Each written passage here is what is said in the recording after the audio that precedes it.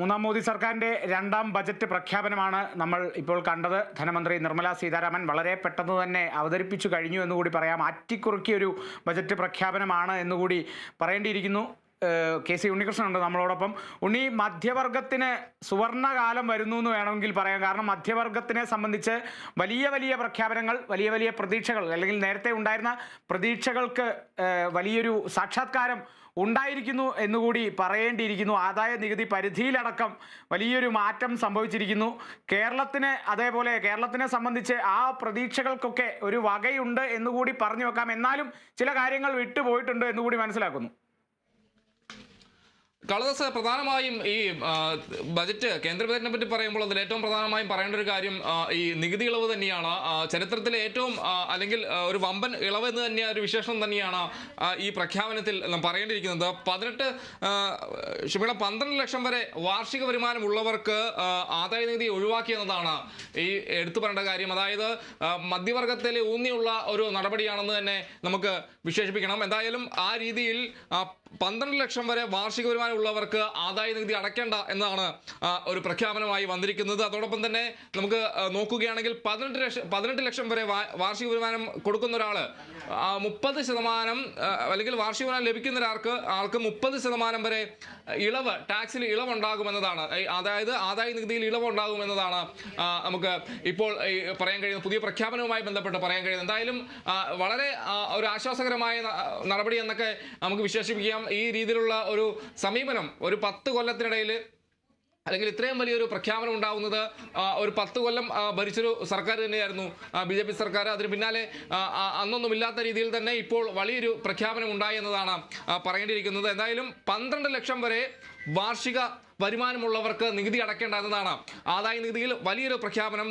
നികുതിയിൽ ചരിത്രത്തിലെ വൻ ഇളവാണ് എന്നതാണ് പറയേണ്ടിയിരിക്കുന്നത്. മധ്യവർഗത്തിന് നികുതി ഭാരം കുറയുന്നു എന്നതാണ് ധനമന്ത്രി ഇതുമായി ബന്ധപ്പെട്ട് പറഞ്ഞൊരു കാര്യം. വളരെ അപ്രതീക്ഷിതമായ അല്ലെങ്കിൽ ഒരു സർപ്രൈസ് ആയിട്ടുള്ള ഒരു പ്രഖ്യാപനം തന്നെയാണ് ഈ ഒടുവിലായി പറഞ്ഞത്. എന്തായാലും നികുതി ഇളവിൽ അല്ലെങ്കിൽ ആദായ നികുതിയിൽ വലിയൊരു ആശ്വാസം മധ്യവർഗത്തെ സംബന്ധിച്ച് ഉണ്ടായി എന്നതാണ് ഈ ഒരു ഘട്ടത്തിൽ പറയേണ്ടത്. മധ്യവർഗം എന്ന് പറയുന്നത് ശമ്പളം വാങ്ങുന്ന ആ രീതിയിൽ ശമ്പളം വാങ്ങി കൃത്യമായി ഗവൺമെന്റ് എംപ്ലോയീസ് ഒക്കെ ഇതിന്റെ പരിധിയിൽ നമുക്ക് ഉൾക്കൊള്ളിക്കാം. എന്തായാലും ആ രീതിയിൽ 12 ലക്ഷം വരെ വാർഷിക വരുമാനം വാങ്ങുന്നവർക്ക് നികുതി അടയ്ക്കേണ്ട എന്നതാണ് ഏറ്റവും പ്രധാനപ്പെട്ട, ഈ ബജറ്റിലെ ഏറ്റവും പ്രധാനപ്പെട്ട പ്രഖ്യാപനമെന്ന് പറയുന്നത്. അതോടൊപ്പം തന്നെ ഒരു മധ്യവർഗ കേന്ദ്രീകൃത പരിഷ്കാരമാണ് ഈ ആദായ നികുതിയിൽ വരുത്തിയിരിക്കുന്നത് എന്നതും പറയേണ്ടിയിരിക്കുന്നു. എന്തായാലും മുതിർന്ന പൗരന്മാർക്ക് 1 ലക്ഷം വരെ നികുതി ഇളവും ഈ ആദായ നികുതിയുമായി ബന്ധപ്പെട്ട് പറയുമ്പോൾ ഉണ്ട് എന്നതും എടുത്തു പറയേണ്ട കാര്യമാണ്. എന്തായാലും പ്രധാനമായും 10 മേഖലകളായി തിരിച്ചായിരുന്നു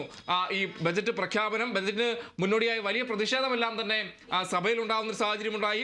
ഈ കുംഭമേളയിലെ അപകടം അത് ചൂണ്ടിക്കാണിച്ചുകൊണ്ട് പ്രതിപക്ഷം ബഹളമുണ്ടാക്കി. പ്രതിപക്ഷം സഭയിൽ നിന്ന് ഇറങ്ങിപ്പോകുന്ന ഒരു സാഹചര്യമുണ്ടായി. അതിനിടയിലാണ് ബജറ്റ് അവതരിപ്പിച്ച് തുടങ്ങിയത്. എന്തായാലും ഈ ബജറ്റ് എന്ന് പറയുന്നത് വളർച്ചയെ ത്വരിതപ്പെടുത്തുന്ന ഒരു ബജറ്റ് എന്നാണ് ധനമന്ത്രി പ്രഖ്യാപിച്ചത്.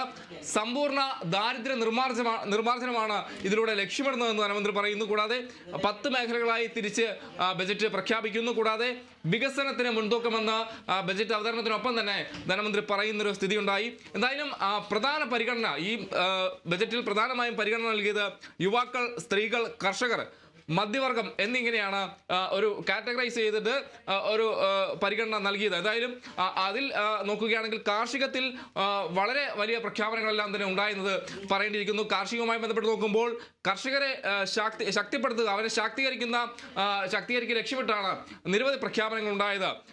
കാർഷികോൽപാദനം വർദ്ധിപ്പിക്കുമെന്നാണ് പറഞ്ഞത്. അതിനായി പ്രധാനമന്ത്രി ധൻധാന്യ യോജന പദ്ധതി, അത് 1.7 കോടി കർഷകർക്ക് വലിയ നേട്ടമുണ്ടാക്കും ും പറയുന്നു. കൂടാതെ 100 ജില്ലകൾ കേന്ദ്രീകരിച്ചായിരിക്കും ഈ പദ്ധതി വരിക. കൂടാതെ ജലസേചന പദ്ധതികൾ കൂടുതൽ മെച്ചപ്പെടുത്തും. ചെറുകിട കർഷകർക്കും ഗ്രാമീണ യുവാക്കൾക്കും പരിഗണന നൽകുന്ന രീതിയിലാണ് ഈ പദ്ധതി നടപ്പിലാക്കുക. കൂടാതെ കയറ്റുമതി വർദ്ധിപ്പിക്കുമെന്ന് പറയുന്നു. കൂടാതെ ഈ പദ്ധതി നടപ്പിലാക്കുന്നത് സംസ്ഥാനങ്ങളുമായി ചേർന്ന് ആണ് പദ്ധതി നടപ്പിലാക്കുന്നത് എന്നും ധനമന്ത്രി പറയുന്നു. കൂടാതെ കിസാൻ ക്രെഡിറ്റ് കാർഡ് പദ്ധതി അത് 3 ലക്ഷത്തിൽ നിന്ന് 5 ലക്ഷമായി അതിന്റെ പരിധി ഉയർത്തിയെന്നതും പറയേണ്ടിയിരിക്കുന്നു. ഇനി കാർഷികമായി മാറി നിന്ന് കഴിഞ്ഞാൽ അടിസ്ഥാന സൗകര്യ വികസനം അടുത്ത 5 വർഷം അവസരങ്ങളുടെ കാലമെന്നാണ് ധനമന്ത്രി പ്രഖ്യാപിച്ചത്. ഈ സ്റ്റാർട്ടപ്പുകൾക്ക് പ്രത്യേക സഹായം നൽകും, നിക്ഷേപ പിന്തുണ ഉറപ്പാക്കും, അതോടൊപ്പം തന്നെ MSMEകൾക്കും ധനസഹായം ഉറപ്പാക്കുമെന്നും ധനമന്ത്രി പ്രഖ്യാപിച്ചിരിക്കുന്നു. കൂടാതെ ആദിവാസി വനിതകൾക്ക് ഒരു സഹായം, സംരംഭങ്ങൾ തുടങ്ങാൻ 5 ലക്ഷം അല്ലെങ്കിൽ സംരംഭങ്ങൾ തുടങ്ങാൻ സഹായം നൽകുന്നു. 5 ലക്ഷം ആദിവാസി വനിതകൾക്കാണ് അതിൻ്റെ നേട്ടം ഉണ്ടാവുക. കൂടാതെ ചില മേഖലകൾ, ഈ തുകൽ ചെരുപ്പ് നിർമ്മാണ മേഖല, അതോടൊപ്പം തന്നെ ആ മേഖലയിൽ 22 ലക്ഷം പേർക്ക് തൊഴിൽ നൽകുമെന്നാണ് മന്ത്രി പ്രഖ്യാപിച്ചത്. കൂടാതെ വിദ്യാഭ്യാസത്തിലേക്ക് വന്നു കഴിഞ്ഞാൽ വിദ്യാഭ്യാസ പദ്ധതികൾക്ക് പ്രത്യേക പദ്ധതിയാണ് ഈ ബജറ്റിൽ ഊന്നിയിരിക്കുന്നത്. വലിയ രീതിയിൽ തന്നെ ഒരു വികസനം ലക്ഷ്യമിട്ടുകൊണ്ടുള്ള പദ്ധതികളാണ് വിദ്യാഭ്യാസവുമായി ബന്ധപ്പെട്ട് കൂടുതൽ മെച്ചപ്പെടുത്തുക എന്ന ലക്ഷ്യത്തോടെ ബജറ്റിൽ ഉൾക്കൊള്ളിച്ചിരിക്കുന്നത്. ഭാരത് നെറ്റ് എന്ന പേരിൽ ഒരു പദ്ധതി പ്രഖ്യാപിച്ചു. അതായത് പ്രാദേശിക മേഖലയിലടക്കം ഗവൺമെന്റ് സ്കൂളുകളിൽ ഇന്റർനെറ്റ് സൗകര്യം ഉറപ്പാക്കും, അതാണ് ലക്ഷ്യമിടുന്നത്. അതോടൊപ്പം തന്നെ IIT സ്കൂളുകളിൽ അടിസ്ഥാന സൗകര്യ വികസനം ഉറപ്പാക്കും. അതോടൊപ്പം തന്നെ 5 IITകൾക്ക് അടിസ്ഥാന വികസന ഫണ്ട് നൽകും. അത് നമ്മളെ സംബന്ധിച്ച് നോക്കുമ്പോൾ കേരളത്തിൽ പാലക്കാട് IITക്കും അതിൻ്റെ ഫലം ലഭിക്കുമെന്നാണ് മനസ്സിലാക്കുന്നത്. ഇനി ആരോഗ്യരംഗത്തേക്ക് വന്നു കഴിഞ്ഞാൽ സർക്കാർ മെഡിക്കൽ കോളേജുകളിൽ കൂടുതൽ സീറ്റ് നൽകുമെന്നും പറയുന്നു. കൂടാതെ ജില്ലാ ആശുപത്രികളിൽ ക്യാൻസർ സെന്റർ ഉറപ്പാക്കും. ഈ വർഷം 200 ക്യാൻസർ സെന്ററുകൾ തുറക്കുമെന്നാണ് ധനമന്ത്രി ബജറ്റിൽ പ്രഖ്യാപിച്ചിരിക്കുന്നത്. എന്തായാലും ഈ ബജറ്റിൽ ഈ ആദായ നികുതിക്കൊപ്പം തന്നെ എടുത്തു പറയേണ്ട മറ്റൊരു കാര്യം എന്ന് പറയുന്നത് ബീഹാറിന് ലഭിച്ച ഒരു സഹായം, അല്ലെങ്കിൽ ബീഹാറിന് ബജറ്റിൽ ലഭിച്ച പരിഗണന എന്നതാണ് എടുത്തു പറയേണ്ട കാര്യം. ബീഹാറിനെ പറ്റി പറയുകയാണെങ്കിൽ ഈ വർഷം അവസാനം തെരഞ്ഞെടുപ്പ് നടക്കുന്ന ഒരു സംസ്ഥാനമാണ്. അപ്പോൾ വാരിക്കോരി നൽകിയെന്നൊരു വിശേഷണം തന്നെ ആ ബജറ്റിൽ ബീഹാർ നൽകിയെക്കുറിച്ച് പറയേണ്ടിയിരിക്കുന്നത്. ഭക്ഷ്യ സംസ്കരണത്തിന് പ്രത്യേക ഒരു സ്ഥാപനം അവിടെ ഉണ്ടാകുമെന്ന് പറയുന്നു. കൂടാതെ ഈ താമരവിത്ത് കൃഷി പ്രോത്സാഹിപ്പിക്കാനായിട്ട് മഹാന ബോർഡ് എന്ന രീതിയിൽ ഒരു സ്ഥാപനം ഉണ്ടാകുന്നു. കൂടാതെ IIT പട്ന വികസിപ്പിക്കും. കൂടാതെ ഗ്രീൻഫീൽഡ് എയർപോർട്ട് എന്നിങ്ങനെ വലിയ പദ്ധതികളും വലിയ കൂടുതൽ പ്രാധാന്യം നൽകി ബീഹാറിന് നിരവധി പദ്ധതികളാണ് ബജറ്റിൽ ഉൾക്കൊള്ളിച്ചിരിക്കുന്നത്. കൂടാതെ ഈ തദ്ദേശീയ കളിപ്പാട്ട നിർമ്മാണ മേഖലയെ പ്രോത്സാഹിപ്പിക്കുമെന്നും ബജറ്റിൽ പറയുന്നു. അതോടൊപ്പം തന്നെ പാദരക്ഷ നിർമ്മാണ മേഖലയിൽ 22 ലക്ഷം തൊഴിലവസരം ഉണ്ടാകും എന്നും പറയുന്നു. അതോടെ ഈ ബജറ്റുമായി നോക്കിക്കഴിഞ്ഞാൽ വളരെ സുപ്രധാന പ്രഖ്യാപനം എന്ന് പറഞ്ഞാൽ ഞാൻ നേരത്തെ സൂചിപ്പിച്ചിരുന്നു, നിലവിൽ കേന്ദ്ര സർക്കാർ പദ്ധതികൾ അത് കൂടുതൽ ഊർജ്ജസ്വലമാക്കും, കൂടുതൽ വ്യാപിപ്പിക്കുവാൻ നീട്ടാനുള്ള സാധ്യതയുണ്ടെന്ന് നേരത്തെ നമ്മൾ പറഞ്ഞിരുന്നു. എന്തായാലും ജലജീവൻ പദ്ധതി 2028 വരെ നീട്ടി എന്നൊരു പ്രഖ്യാപനം കൂടി ഉണ്ടാവുന്നു. അതോടൊപ്പം തന്നെ ആണവ മേഖലകളിൽ സ്വകാര്യ പങ്കാളിത്തം കൂടുതൽ കൊണ്ടുവരും. 100 ഗിഗാവാട്ടിന്റെ ആണവ നിലയങ്ങൾ സജ്ജമാക്കുമെന്നും ബജറ്റിൽ പ്രഖ്യാപനമുണ്ട്. അതോടൊപ്പം തന്നെ ടൂറിസവുമായി ബന്ധപ്പെട്ട് നമുക്ക് വിനോദസഞ്ചാര മേഖലയിൽ കൂടുതൽ സഞ്ചാരികളെ ആകർഷിക്കാനായി നിരവധി പദ്ധതികൾ ഉണ്ടാകുന്നു. ടൂറിസം മേഖലയിൽ കൂടുതൽ തൊഴിലവസരം ഉണ്ടാകുമെന്നാണ് ധനമന്ത്രി ബജറ്റിൽ പറഞ്ഞിരിക്കുന്നത്. 50 ടൂറിസം കേന്ദ്രങ്ങൾ വികസിപ്പിക്കും. അതോടൊപ്പം തന്നെ സംസ്ഥാനങ്ങളുടെ സഹായത്തോടെ ടൂറിസം ഡെവലപ്മെന്റിന് വേണ്ടി അല്ലെങ്കിൽ വിനോദസഞ്ചാര വികസനത്തിന് വേണ്ടി നിരവധി പദ്ധതികൾ തയ്യാറാക്കുമെന്ന് പറയുന്നു. അതോടൊപ്പം തന്നെ ഈ ഹോം സ്റ്റേകൾക്ക് മുദ്രാ ലോണുകൾ നൽകിക്കൊണ്ട് ആ രീതിയിൽ ടൂറിസം മേഖലകളെ മികച്ച രീതിയിൽ കൊണ്ടുവരാനുള്ള ശ്രമവും നടത്തുമെന്നും ഈ ബജറ്റിൽ പറയുന്നുണ്ട്. ഇനി ആർട്ടിഫിഷ്യൽ ഇന്റലിജൻസുമായി ബന്ധപ്പെട്ട്, നിർമ്മിത ബുദ്ധിയുമായി ബന്ധപ്പെട്ട് നോക്കുകയാണെങ്കിൽ AI വികസനത്തിന് മികവിന്റെ കേന്ദ്രങ്ങൾ തയ്യാറാകുമെന്നാണ് ധനമന്ത്രി പ്രഖ്യാപിച്ചിരിക്കുന്നത്. 500 കോടിയുടെ AI വികസന പദ്ധതി കൊണ്ടുവരും. അതോടൊപ്പം തന്നെ AI വിദ്യാഭ്യാസത്തിന് 3 സെന്റർ ഓഫ് എക്സലൻസ്, 3 മികവിന്റെ കേന്ദ്രങ്ങൾ സ്ഥാപിക്കുമെന്നാണ് ധനമന്ത്രി പ്രഖ്യാപിച്ചിരിക്കുന്നത്. ആ രീതിയിലാണ് പറയുന്നത്. നേരത്തെ ഞാൻ ആദായ നികുതിയുടെ കാര്യം പറഞ്ഞിരുന്നു. എന്തായാലും പുതിയ ആദായ നികുതി ബില്ല് അടുത്തയാഴ്ച പ്രഖ്യാപിക്കുമെന്നും ധനമന്ത്രി പറഞ്ഞു. അത് ഞാൻ ഇതിനൊപ്പം തന്നെ ചേർത്ത് പറയുകയാണ്. കൂടാതെ ഇൻഷുറൻസ് മേഖലയിൽ വിദേശ നിക്ഷേപം 100% കയറ്റുമതി വായ്പ ലളിതമാക്കുമെന്ന് പറയുന്നു. കൂടാതെ 7 തീരുവകൾ പിൻവലിച്ചിട്ടുണ്ട്. നേരത്തെ 15 തീരുവകളാണ് ഉണ്ടായിരുന്നത്. അതിൽ 7 തീരുവകൾ പിൻവലിച്ചു. ഇനി 8 തീരുവകൾ മാത്രമാണ് ഉള്ളത്. അതോടൊപ്പം തന്നെ എടുത്തു പറയേണ്ട മറ്റൊരു പ്രഖ്യാപനം എന്ന് പറയുന്നത് ഈ പോസ്റ്റൽ ഡിപ്പാർട്ട്മെന്റിന്റെ ഒരു പ്രവർത്തനം തന്നെയാണ്. അത് മികച്ച രീതിയിൽ മുന്നോട്ട് കൊണ്ടുപോകുമെന്നാണ് ധനമന്ത്രി പ്രഖ്യാപിച്ചിരിക്കുന്നത്. ഇന്ത്യ പോസ്റ്റ് പുതിയ പ്ലാറ്റ്ഫോമിലേക്ക് മാറുമെന്നാണ് ധനമന്ത്രി അറിയിച്ചത്. പാഴ്സൽ സർവീസിൽ ഒരു മത്സരത്തിന് തയ്യാറാണ്, ഒരു വെല്ലുവിളി പോലെയാണ് നിർമ്മലാ സീതാരാമൻ പറഞ്ഞത്. പോസ്റ്റൽ ഡിപ്പാർട്ട്മെന്റിനെ കുറച്ചുകൂടെ മെച്ചപ്പെടുത്തി കൊണ്ടുവന്ന് പാഴ്സൽ സർവീസിൽ മത്സരത്തിന് തയ്യാറാണെന്നാണ് പറഞ്ഞത്. മികച്ച പൊതു ലോജിസ്റ്റിക്സ് ഒരു പ്ലാറ്റ്ഫോമായി അതിനെ മാറ്റും, ആ രീതിയിലേക്ക് കൊണ്ടുവരും. അതായത് പാഴ്സൽ സർവീസിൽ ഒരു പുതിയ രീതിയിലുള്ള ഒരു തുടക്കം ഉണ്ടാകും, പോസ്റ്റൽ ഡിപ്പാർട്ട്മെന്റ് ഭാഗത്തു നിന്നുണ്ടാകും. ആ രീതിയിൽ അത് മെച്ചപ്പെടുത്തുമെന്നാണ് പറഞ്ഞത്. ഇനി ചില വില കൂടുന്നതും കൂടുന്ന അല്ലെങ്കിൽ വില കുറയുന്നതുമായി ബന്ധപ്പെട്ട കുറച്ച് കാര്യങ്ങൾ കൂടിയുണ്ട്. എന്തായാലും ജീവൻ രക്ഷാ മരുന്നുകൾക്ക് വില കുറയും. 36 ജീവൻ രക്ഷാ മരുന്നുകൾക്ക് വില കുറയുമെന്നാണ് മന്ത്രി പ്രഖ്യാപിച്ചത്. കൂടാതെ 6 ജീവൻ രക്ഷാ മരുന്നുകൾക്ക് നികുതി ഒഴിവാക്കി, നികുതി ഇല്ലെന്നും ധനമന്ത്രി പ്രഖ്യാപിക്കുന്നു. കൂടാതെ ലിഥിയം അയൺ ബാറ്ററികളുടെ കസ്റ്റംസ് തീരുവ പൂർണ്ണമായും ഒഴിവാക്കി. അതനുസരിച്ച് നോക്കുമ്പോൾ മൊബൈൽ ഫോണുകൾക്ക് വില കുറയാനുള്ള സാധ്യതയുണ്ട്, ഇലക്ട്രിക് കാറുകൾക്ക് വില കുറയാനുള്ള സാധ്യതയുണ്ട്. ആ രീതിയിലാണ് കാര്യങ്ങൾ. എന്തായാലും വളരെ ബജറ്റിൽ വലിയ പ്രഖ്യാപനങ്ങളെല്ലാം തന്നെ ഉണ്ടായി. അതോടൊപ്പം തന്നെ ഇതിൻ്റെ ആദായ നികുതിയുമായി ബന്ധപ്പെട്ട പ്രധാനപ്പെട്ട കാര്യങ്ങൾ, ആദായ നികുതി 12 ലക്ഷം വരെ വാർഷിക വരുമാനമുള്ളവർക്ക് ആദായ നികുതി പൂർണ്ണമായി ഒഴിവാക്കിയെന്ന പ്രഖ്യാപനം ഏറ്റവും സുപ്രധാനമായ പ്രഖ്യാപനമാണ്. മധ്യവർഗത്തിന് ഊന്നിക്കൊണ്ട് അല്ലെങ്കിൽ മധ്യവർഗത്തിന് ഒപ്പം ചേർത്തുകൊണ്ടുള്ള പ്രഖ്യാപനം എന്ന വിശേഷണം തന്നെ പറയുന്നു. വമ്പൻ ഇളവെന്ന് തന്നെ വിശേഷിപ്പിക്കേണ്ടതുണ്ട്. എന്തായാലും ഒരു സസ്പെൻസ് പ്രഖ്യാപനം തന്നെയാണ് ധനമന്ത്രി നിർമ്മലാ സീതാരാമൻ ഈ ബജറ്റ് അവതരണത്തിന്റെ അവസാനമായി എന്തായാലും നടത്തിയത്. എന്തായാലും നികുതി ഇളവിൽ ചരിത്രത്തിലെ വൻ ഇളവെന്ന് തന്നെ ഇതിനെ വിശേഷിപ്പിക്കേണ്ടതുണ്ട്.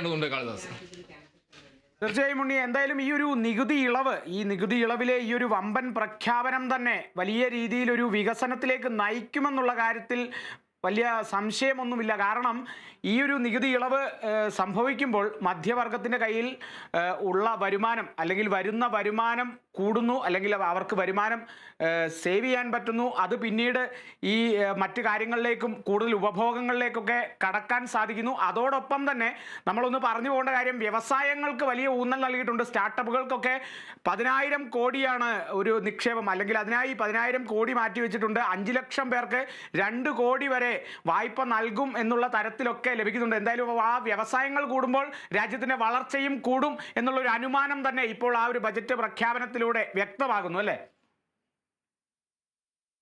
കാളിദാസ്, തീർച്ചയായും ഈ സ്റ്റാർട്ടപ്പുകളുടെ വളർച്ചയ്ക്ക് 10,000 കോടി രൂപ നീക്കിവെക്കുമെന്നാണ് ധനമന്ത്രി പ്രഖ്യാപിച്ചത്. ഈ നവീകരണ പ്രക്രിയയിലൂടെ സ്റ്റാർട്ടപ്പുകളുടെ പ്രവർത്തനം മെച്ചപ്പെടുത്തുന്നതാണ് ഫണ്ട് അനുവദിക്കുക.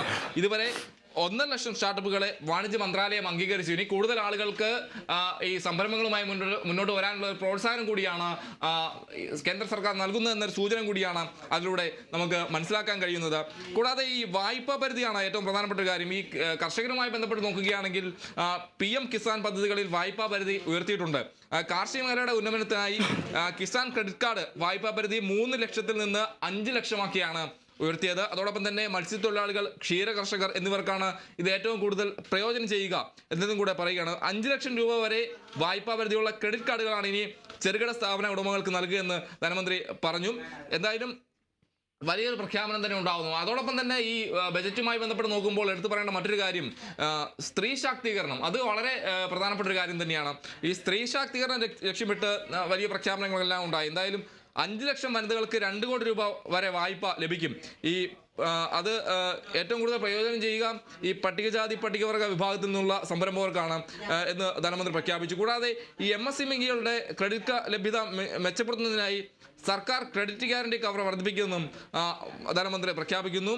കൂടാതെ ഈ കയറ്റുമതിയുമായി ബന്ധപ്പെട്ട് പ്രവർത്തിക്കുന്ന MSMEകൾക്ക് 20 കോടി രൂപ വരെ വായ്പ നൽകുമെന്നും ധനമന്ത്രി പ്രഖ്യാപിച്ചു. എന്തായാലും ഈ സംരംഭകർക്കും വലിയ രീതിയിൽ തന്നെ ഒരു നേട്ടമുണ്ടാക്കുന്ന അല്ലെങ്കിൽ വലിയ രീതിയിൽ സംരംഭകരെ സഹായിക്കുന്ന രീതിയിലുള്ള പ്രഖ്യാപനങ്ങളും ബജറ്റിലുണ്ട് എന്നതും എടുത്തു പറയേണ്ട ഒരു കാര്യം തന്നെയാണ്. എന്തായാലും ആ രീതിയിൽ എല്ലാ മേഖലയിലെയും കാര്യങ്ങൾ ഉൾക്കൊള്ളിച്ചുകൊണ്ട് മധ്യവർഗത്തെ കൂടുതൽ ചേർത്ത് പിടിച്ചുകൊണ്ട് തന്നെയുള്ള പ്രഖ്യാപനമെന്ന് തന്നെ നമുക്ക് ഈ ബജറ്റിനെ വിശേഷിപ്പിക്കേണ്ടതുണ്ട്. കാളിദാസ്, തീർച്ചയായും മധ്യവർഗത്തിന് ഏറെ അനുകൂലമായിട്ടുള്ളൊരു ബജറ്റ് എന്നുകൂടി എടുത്തു പറയേണ്ടിയിരിക്കുന്നു. ഏറ്റവും പ്രധാനം ഈ ഒരു നികുതി ഇളവ് തന്നെയാണ്. അത് എത്രത്തോളം മധ്യവർഗത്തിന് ആശ്വാസകരമാണെന്നുള്ളത് പറഞ്ഞറിയിക്കാനാവില്ല. കാരണം പ്രതീക്ഷിച്ചത് 10 ലക്ഷമായിരുന്നു, അത് 12 ലക്ഷമായി ഉയർത്തിയിരിക്കുകയാണ്. എന്തായാലും നമ്മൾ ഇങ്ങ് വരുമ്പോൾ രാജ്യത്തിൻ്റെ ആ ഒരു വളർച്ച മുന്നിൽ കണ്ടുകൊണ്ടാണ് ഈ ഒരു ബജറ്റ് പ്രഖ്യാപനം തന്നെ, അല്ലെങ്കിൽ പ്രഖ്യാപനത്തിലെ ഓരോ കാര്യങ്ങൾ, ഓരോ എടുത്തെടുത്ത് സൂചിപ്പിക്കുന്ന നിരവധി ആനുകൂല്യങ്ങൾ രാജ്യത്തിൻ്റെ വളർച്ചയെ കേന്ദ്രീകരിച്ചാണെന്നുള്ളതാണ് ധനമന്ത്രി പ്രധാനമായും പറയുന്നത്.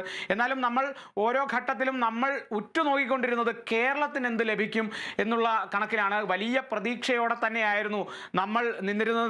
നമുക്കൊപ്പം ബിനോയ് ഉണ്ട്, ഡി ബിനോയ് ഉണ്ട്. ബിനോയ്, കേരളത്തിന് പ്രതീക്ഷിച്ചതെല്ലാം കിട്ടിയെന്ന് പറയാനാകുമോ? അല്ല, ഇതിൽ നമ്മൾ മനസ്സിലാക്കേണ്ടത് ഏറ്റവും കൂടുതൽ മധ്യവർഗം അല്ലെങ്കിൽ ഈ ഇടനിലയിലുള്ള അല്ലെങ്കിൽ മോൾത്തട്ടിനും താഴെത്തട്ടിനും ഇടയിലുള്ള വിഭാഗങ്ങളെ വളരെയധികം തലോടിക്കൊണ്ടുള്ള ഒരു ബഡ്ജറ്റാണ്